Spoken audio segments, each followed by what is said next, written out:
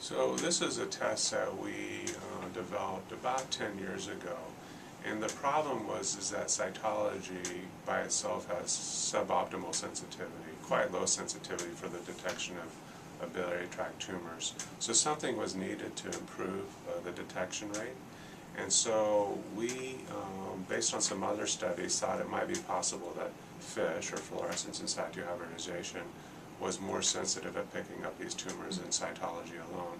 And so we began to do some studies, and we found that in those studies that it did markedly increase the sensitivity for detection of these tumors.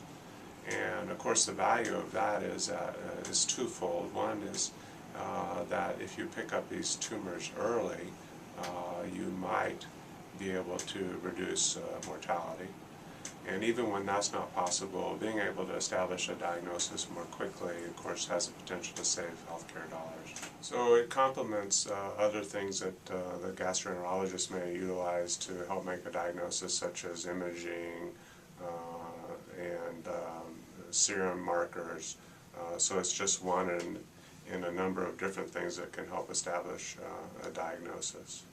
In one scenario that we use this test for is for patients who have PSC, which stands for primary sclerosing cholangitis.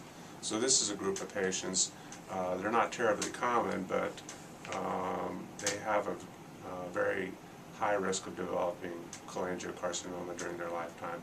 So it's been estimated that they have about a 10% risk of developing cholangiocarcinoma over their lifetime.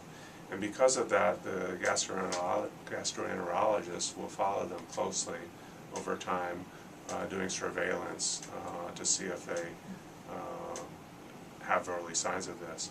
And we found that FISH is very useful for this group of patients.